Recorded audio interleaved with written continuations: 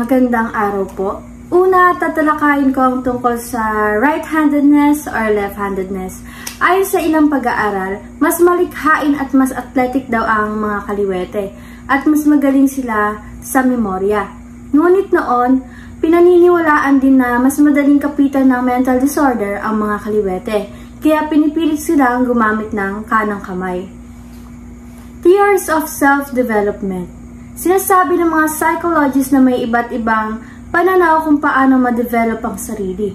Una, sa pamamagitan ng sunod-sunod na pagkatuto. Ikalawa, pakikipaglaban sa sariling kagustuhan laban sa hinihingi ng lipunan. At ikatlo, dahil sa patuloy na interaksyon natin sa ibang tao.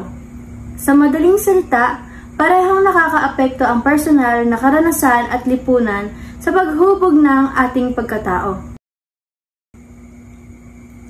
Si Freud ay kilala bilang ama ng psychoanalysis, isang paraan ng pag-aaral ng isip ng tao na nakatuon sa mga komplikadong proseso ng ating pag-iisip at damdamin. Isa sa kanyang mga mahalagang ambag ay ang pagbibigay diin sa kahalagahan ng early childhood socialization o ang pagpapalaki at paghubog sa bata noong maagang yugto ng buhay. Ayon sa kanya, dito nagsisimula at nabubuo ang batayang personalidad ng isang tao at maaari itong mahubog ng maaga sa edad na 5 o 6 na taon. Sa kabuuan, si Sigmund Freud ay may malaking ambag sa larangan ng psikolohiya, lalo na sa pag-unawa kung paano nakabuo at nahuhubog ang personalidad ng tao.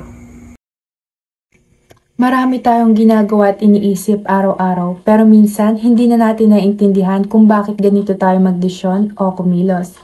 Ayon kay Sigmund Freud, isang sikat na psychologist, ang ating pagkatao ay may 3 bahagi na laging nagtutulungan at nag-aagawan kung sino ang masusunod, ang ID, ego at superego. Parang may 3 boses sa ating isip, isa na gusto lang sumaya, isa na gusto laging tama at isa na naghahanap ng tamang balanse para hindi tayo mapahamak. ID, pleasure-oriented. Ang ID ang bahagi ng ating isipan na likas sa tao mula pagkasilang. Para itong batang wala pang alam sa tama o mali. Gusto lang nito ay ang makuha ang gusto ngayon na. Hindi nito iniisip ang resulta. Hindi nagpaplano at hindi nag-aalala kung may masasaktan. Ito ang dahilan kung bakit kapag may pangangailangan tayo, gusto natin agad itong masatisfy o magawa. Ang ID ang nag-uudyok sa atin kapag tayo gutom, pagod, naiinggit o may gustong bagay. Sa madaling salita, ito yung parte ng sarili na ayaw maghintay at gusto lagi ang madali at masarap o hindi na pinag-iisipan kung ano ang mga consequences. Halimbawa, kung nasa klase ka at bigla kang nagutom, ang ID mo ang boses na nagsasabing tumigil ka na sa pakikinig, kumain ka na kahit bawal. Kung may makita kang bagong sapatos sa mall pero wala kang pera, ang ID ang magtutulak sa'yo na kunin ito o mangutang kahit di mo pa kayang bayaran. Isa pang halimbawa, kung may kaklase kang nakabili ng bagong cellphone, ang ID mo ang mararamdamang inggit at gustong magkaroon din kaagad ng hindi iniisip kung kaya mo bang bumili ng ganitong klaseng bagay. Ego balance between ID and superego. Ang ego ang nagsisilbing tagapamagitan sa ID at superego. Kung ang ID ay puro kagustuhan, ang ego naman ay nag-iisip kung paano makukuha ang gusto sa tamang paraan at kung paano makakahanap ng kompromiso para hindi mapahamak. Nakabata ito sa realidad at tumutulong sa atin na magplano at mag-isip bago kumilos. Ang ego ang dahilan kung bakit tayo natututong maghintay at magpakahinahon kapag matibay ang ego ng isang tao marunong siyang magdesisyon ng hindi padalos-dalos. Halimbawa, kung gutom ka habang nasa klase, sasabihin ng ego mo, magtiis ka muna, tapusin ang lesson, tapos bumili ka ng pagkain. Kung gusto mo ng bagong cellphone pero wala kang pera, ang ego ang magsasabing mag-ipon muna o magtrabaho para may pambili. Hindi niya agad sinusunod ang bugso ng ID, pero hindi rin siya kasing higpit ng superego. Superego conscience-driven. Ang superego ang bahagi ng ating isipan na kumakatawan sa konsensya at moralidad. Nabubuo ito habang lumalaki tayo at natututo kung ano ang tama at mali mula sa ating mga magulang, guro at lipunan. Ito ang nagsasabi sa atin kung paano maging mabuti, tao at kung bakit kailangan nating sumunod sa mga alituntunin. Kapag malakas ang superego, nagiging disiplinado at mabait ang tao. Pero kung sobra naman ito, nagiging sobrang perfectionist o takot magkamali. Halimbawa, kung may nakita kang wallet na nahulog, ang superego mo ang magsasabing ibalik mo ito. Mali ang kumuha ng hindi sa iyo. Kung gusto mong mandaya sa exam, pero naisip mong mali ito at hindi ka matututo, superego ang kumikilos. Isa pang halimbawa, kapag may pagkakataon kang manloko para kumita, pero pinipigilan ka ng konsensya mo, superego ang dahilan ng ito. Ayon kay Sigmund Freud, ang ating pagkatao ay may tatlong bahagi, ID, ego at superego. Sa simula ng buhay, puro ID lang ang sanggol. Gusto nitong makuha agad ang kanyang kailangan, tulad ng gatas, yakap at kalinga. Hindi ito marunong maghintay o mag-isip kung tama o mali ba. Halimbawa, kapag nagutom ang sanggol, iiyak siya agad para mapansin at mapakain. Habang lumalaki, tinuturuan ng mga magulang at lipunan ang bata kung alin ang tama at mali. Dito nabubuo ang superego, ang boses ng konsensya. Ito ang nagtuturo na gumawa ng mabuti at iwasan ang mali. Halimbawa, kapag sinabi ng magulang na huwag mang-agaw ng gamit o huwag mangupit ng pera, natututo ang bata na sundin ang tama. Samantalang, ang ego naman ang nagpapabalanse sa dalawang ito. Kung ang ID ay gusto agad makuha ang gusto at ang superego ay gusto laging tama, ang ego ang nag-iisip kung paano makakamit ang gusto sa paraang katanggap-tanggap. Halimbawa, kung gusto ng bata ng laruan, pero walang pambili, naiisip niyang mag-ipon muna, kaysa basta kunin lang ito. Ayon kay Freud, kung sobra ang higpit sa pagpapalaki, pwedeng maapektuhan ang ugali ng bata. Halimbawa, kung sobra ang parusa habang tinuturoan sa toilet training, maaring maging sobra ang hilig niya sa kalinisang paglaki. Sa kabuuan, ang ID ay kumakatawan sa kagustuhan, ang superego sa tama at mali, at ang ego sa tamang balanse ng dalawa. Kung maayos ang pagtuturo at paglaki, nagiging responsable at marunong makisama ang isang tao. Ang teorya na ito ay tungkol sa kung paano tayo natututo at kung paano nabubuo ang ating pag-uugali. Sabi ni Bandura, ang pangunahing katangian ng tao ay ang plasticity. Ibig sabihin, flexible tayo at kaya nating matuto ng iba't ibang pag-uugali sa iba't ibang sitwasyon. Parang plastic na nababuloktot, kayang shape o baguhin. Vicarious reinforcement. Ito yung idea na pwede tayong ma-motivated at ma-discourage based sa nakikita nating nangyayari sa iba. Example, nakita mong pinagalitan yung kaibigan mo kasi nag-cheat sa exam. And dahil dito, mas malamang na hindi ka na rin mag-cheat. Sabi ni Bandura, dalawa ang paraan natin para matuto. The first one is direct experiences. Dito, natututo tayo dahil tayo mismo ang nakakaranas o gumagawa. Example, nag-aaral ka mag-drive ng motor o ng kotse. Sa umpisa, mahirap. Pero habang nagpa-practice ka, natututo ka at nagiging mas magaling. And the second one is observing others. Dito, natututo tayo sa pamagitan ng pagmamasid sa ibang tao. Example, nakita mo yung classmate mo na sinagot ang teacher ng tama. Tapos, pinuri siya. So, next time, mas motivated ka na mag-aral kasi gusto mo ring mapuri. Ang unang assumption lang ni Bandura ay nagpapakita na ang tao ay may plasticity.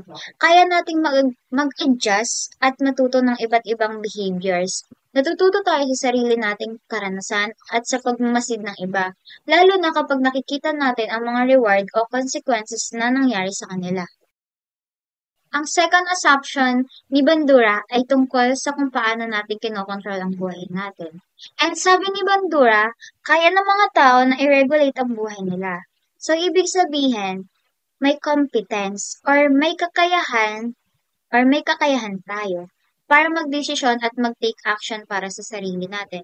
Example, pag may problema ka, hindi basta-basta nagpapaapekto or kinokontrol muna natin ang sitwasyon. Iniisip natin kung ano ang mas best na gawin and tinitignan natin ang consequences at nagdedesisyon tayo based sa mga yon.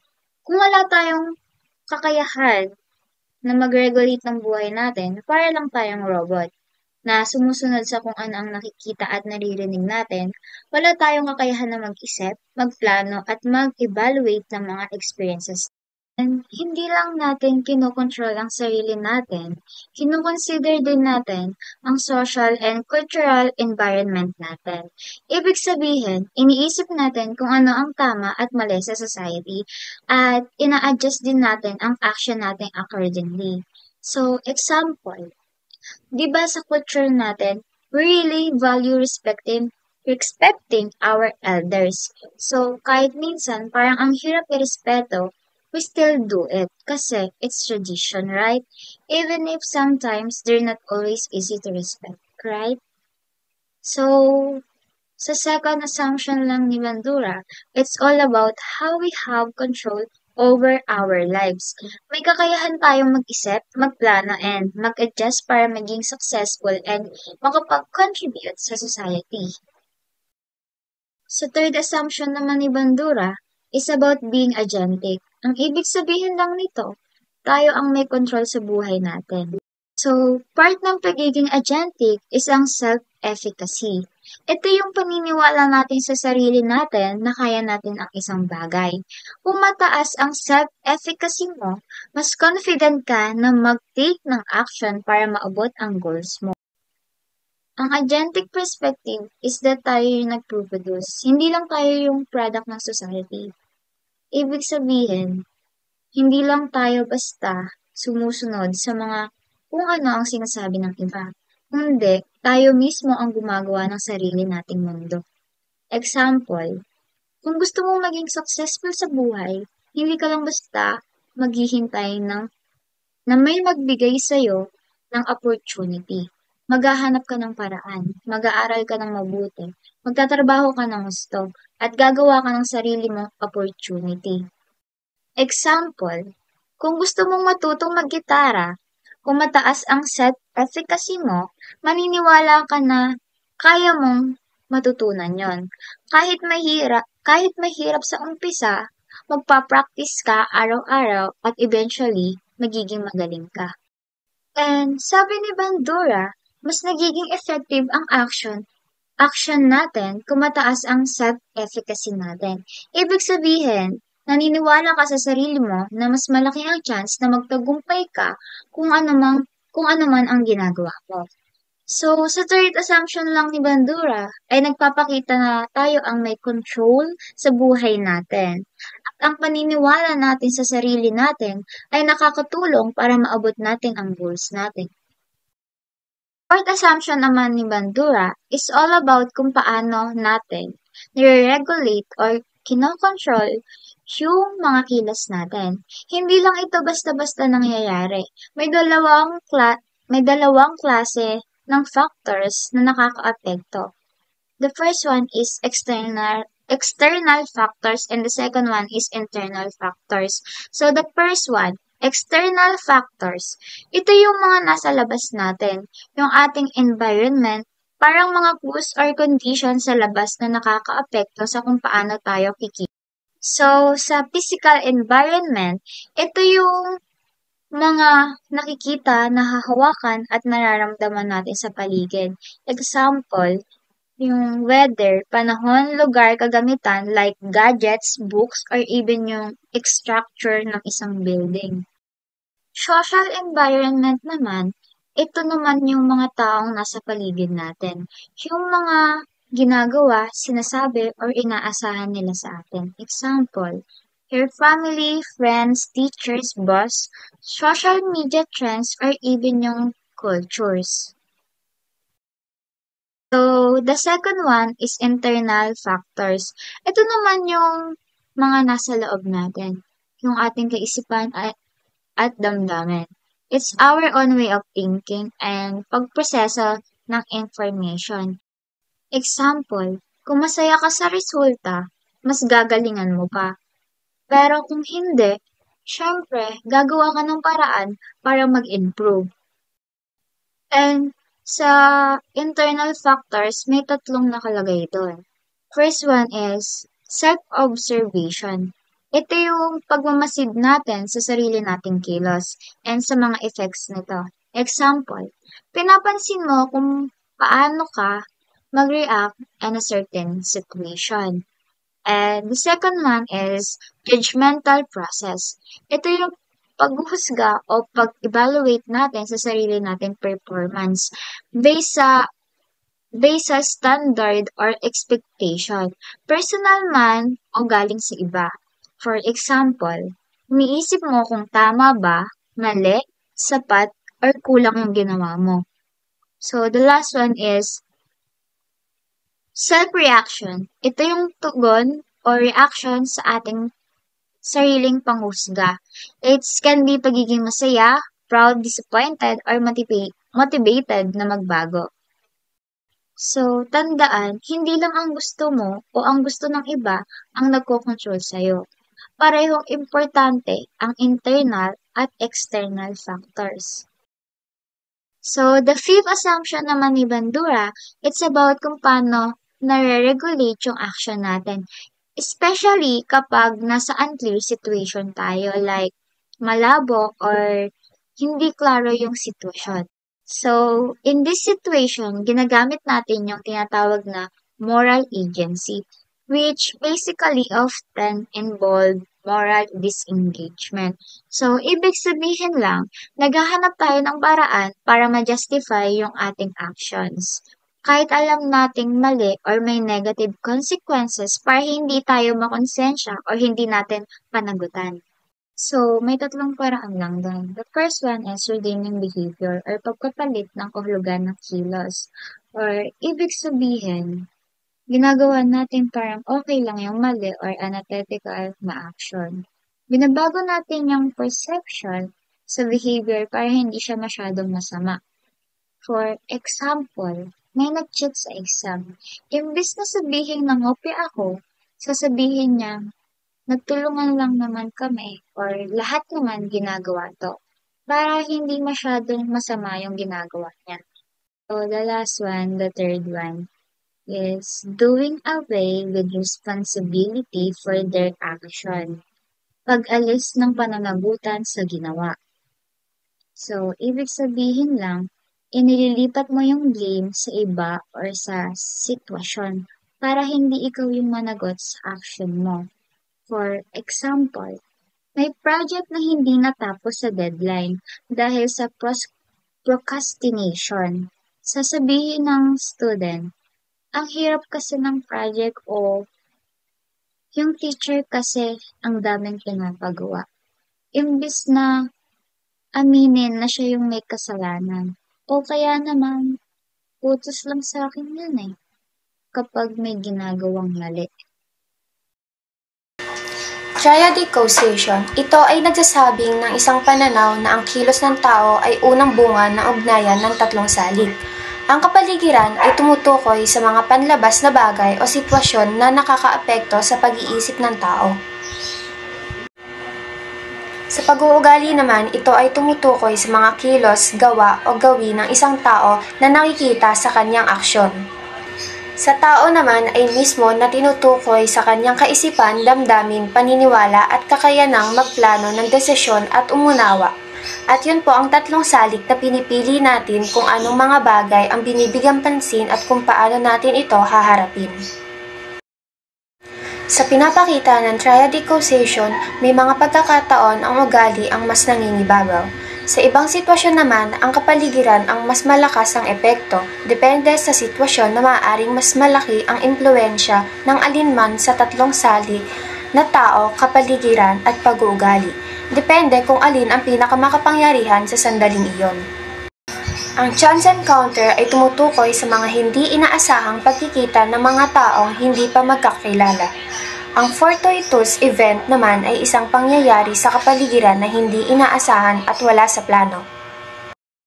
Ayon kay William James, ang self ay nabubuo sa pamamagitan ng emotional identification o damdaming pagkakaugnay sa mga bagay o sa tao. Dahil damdamin ang basihan ng pagkakakilanlan na ito, kahit ang mga taong mahahalaga sa atin tulad ng magulang, kapatid, kaibigan o kasintahan ay nagiging bahagi din ng ating self o me. Sinasabi din ni William James, ang self ay hindi isang permanenteng bagay dahil sa pabago-bagong takbo ng buhay, mga ugnayang panlipunan at mga ari-arian. Ang pagkatao o objective self ay patuloy na nagbabago, ibig sabihin kahit kaunti lang iba na ang sarili mo ngayon kumpara sa sarili mo kahapon dahil sa mga bagong karanasan at pagbabago sa paligid mo. Si Carl Rogers, isang humanistic psychologist, ay may kaparehong pananaw kay Abraham Maslow tungkol sa self-actualization, yung pagiging pinakamahusay na version ng sarili mo. Para raw lumago ang isang tao, kailangan niya ng kapaligiran na totoo, bukas at kung saan malaya siyang makakapagpahayag ng sarili. Para kay Rogers, ang pinakapangunahing pagnanais ng bawat isa sa atin ay maabot ang ating buong potensyal at maging ganap na tao.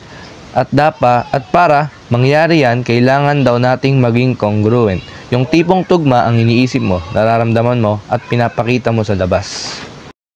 Yung real self mo, yun yung ikaw sa totoong buhay. Yun yung kung anong ka ngayon, yung ugali mo, yung mga ginagawa mo. Kumbaga, yun yung ikaw na walang halong arte. Tapos meron tayong ideal self. Ito naman yung version ng sarili mo na pinapangarap mo. Yung mga gusto mong maging, yung mga katangian na gusto mong taglayin, yung mga bagay na gusto mong ma-achieve. Halimbawa, sabihin natin, mainitin ang ulo mo, yun ang real self mo. Pero kung gusto mong maging mas mahinahon, kalmado, yun ang ideal self mo. O kaya naman, kung feeling mo mataba ka, pero gusto mong maging sexy, yun ang ideal self mo. Ang real self ay yung pagkatao mo sa kaloob-looban mo, yung original mong sarili. Samantalang ang ideal self naman ay yung gusto mong maging, yung version ng sarili mo na pinapangarap mong maabot. Lahat tayo may mga pangarap at ideya kung anong gusto nating maging. Kaya naman sinisikap natin maging mas mabuting tao at bawasan ng agwat sa pagitan ng kasalukuyan nating sarili at ang pangarap nating sarili. And Paul said ay konsepto ni Donald Winnicott. The true self, ito ay totoo, ikaw ay galing sa natural at tunay na experience. Ito yung feeling na buhay ka at totoo ka. False self, parang mas harang na ginagamit natin ito para mag-protect at para mag-fit sa iba. Mukha lang na totoo pero parang cover. Sabi ni Winnicott, normal na minsan magsuot tayo ng social mask para makisama sa pamilya, friends o sa trabaho, pero dapat alam natin kung kailan ginagamit ito para hindi tayo mawala ng koneksyon sa tunay na sarili. Sa projective and objective self, Albert Pandora. Human agency, kakayahan ng tao na kontrolin ang life niya gamit ng sariling aksyon. Kaya nating mag-isip at magplano sa future, gumawa ng desisyon at baguhin ang sariling sitwasyon para maabot ang goal natin. Again, taong marunong gumamit ng aksyon para influence ang sariling buhay. Pandora say we can good ourselves, plan, adjust, and overcome challenge para safe ang life natin. Sa uli, ang true self, ito ay ang tunay na ikaw at false self, nakamask o cover, normal na minsan mask pero huwag kalimutan ang totoong ikaw. At ayon kay Pandora, ikaw ang may power mag-decide at magbago ng life mo. Ikaw ang drive ng sarili mong future. In this part, I will explain the difference between the individualistic self and the collective self. First, let's talk about individualistic self or individualism. Ang individualistic self o individualism ay isang pananaw kung saan inuuna ng isang tao ang kanyang sarili niyang pangangailangan kaysa iba. The main focus here is how being independent and making your own decisions. Halimbawa, kung may project sa school, ang isang individualistic person ay mas gusto magtrabaho mag-isa kasi feeling niya mas mabilis, mas kaya niya kung sarili lang niya. Ang priority niya is we rather than we. On the other hand, tinatawag na collectivism. Ito ay kabaligtaran. Ang emphasis dito ay yung grupo o pamilya sa collectivism. Mas pinapahalagaan ng pagtutulungan at loyalty sa isa't isa. Halimbawa, kung may group project, mas gusto nila pagtutulungan lahat at walang maiiwan kasi para sa kanila, success ng isa ay success lahat. So in short, individualism is more than independence and personal goals, habang ang collectivism naman ay about teamwork, unity, and loyalty. Kung isipin natin, parehong importante, depende sa sitwasyon. Minsan kailangan natin maging independent, pero minsan kailangan din natin cooperation at support ng iba. Now, let's move to multiple selves. This means we show different sides of ourselves. Depending on the situation, our identity is influenced by what others expect from us and how we see ourselves. Example, pwede kang moody at home pero super kind and friendly ka kapag kasama ang friends or classmates. So in the end, we don't act exactly the same in every situation. We have many sides: family self, personal self, and social self. Nasabi dito, habang lumalaki ang bata, nagde-develop ang self-concept. Ang self-concept ay parang larawan sa sarili na iipon sa isip. Kasama dito ang ating ugali, kakayahan, pisikal at katangian. Pagpapahalaga at papel sa lipunan.